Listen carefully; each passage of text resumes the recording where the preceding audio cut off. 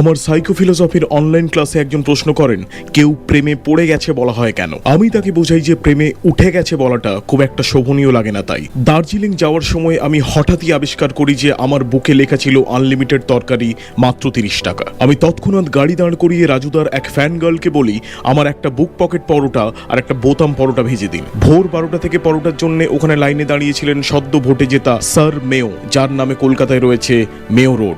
অনেকেই জানেন না যে দার্জিলিং যাওয়ার সময় যে ন্যারো গেজের রেল লাইন আমরা দেখতে পাই তা একজন ন্যারো মাইন্ডেড লোকের মস্তিষ্ক প্রসূত।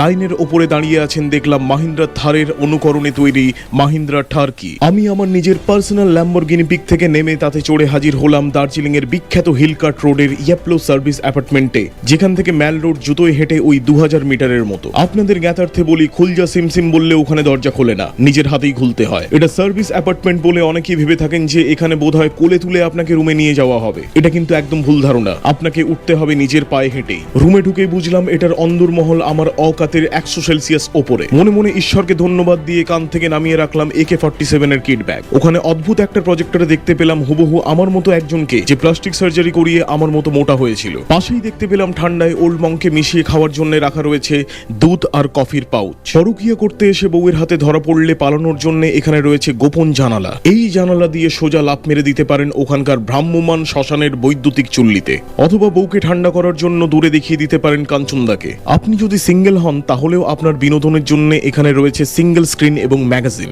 আপনার কাজ নিশ্চিন্তে হয়ে যাবে। আমাকে এক বন্ধু জিজ্ঞেস করলো যে ভাই, বিয়ের আগে একসাথে ঘুমানো কি পাপ? আমি বললাম, ঘুমানো পাপ হবে কেন? প্রবলেম হলো তোরা তো ঘুমোস না। দার্জিলিং হিলকাট রোডের ওপর শিব মন্দিরের অপোজিটে সুন্দর এই ইয়েপ্লো সার্ভিস অ্যাপার্টমেন্টের মালিক আমায় জানান ওখানে সকালের ডিনার, দুপুরের ব্রেকফাস্ট এবং রাতের লাঞ্চ সবকিছুই প্রোভাইড করেন ওরা। সেই মতো সকালের ডিনারে আমাদের জন্য ছিল 8 তলা বালি ডাইনি, যাকে বাংলায় বলা হয় স্যান্ডউইচ।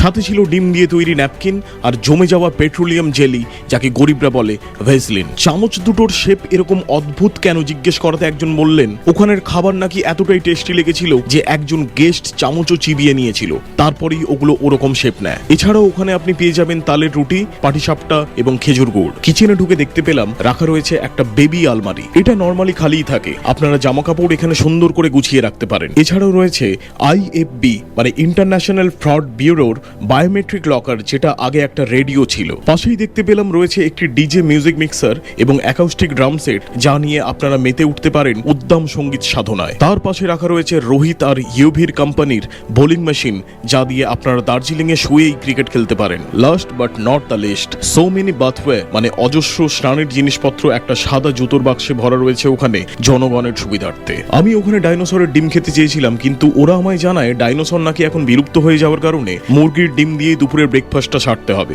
সেই ডিম খেয়ে উত্তেজিত হয়ে আমি না বলেই ঢুকে যাই পাশের রুমে। আমাকে দেখেই কেউ জানালা দিয়ে পালায়, আবার কেউ ঢুকে যায় গোপন কুঠুরির ভেতরে। কেউই আমার ভিডিওতে ফিচার হতে চায় না, যদি পাছে ভাইরাল হয়ে যায় এই ভয়। রুম ট্যুর করতে করতে আপনাদের বলি, যদি ভিডিওটা দেখে আপনাদের হাসি পেয়ে থাকে তাহলে আমাকে সাবস্ক্রাইব বা ফলো করে ভিডিওটা শেয়ার করে দিন। আর যদি মনে হয় ফালতু তাহলে বলবো অ্যাভয়েড করুন, কারণ আমার ভিডিও বাচ্চাদের জন্য নয়। আরে দাঁড়ান, ভিডিও শেষ হয়নি এখনো। সবচেয়ে অবাক করা ব্যাপার হলো এই রুমগুলোর নিজেদের ওয়াশরুমও রয়েছে, তাই কষ্ট করে রেল লাইনে যাওয়ার কোনো প্রয়োজন পড়বে না। এই করতে করতেই রাত হয়ে যায়, এসে যায় রাতের লাঞ্চ।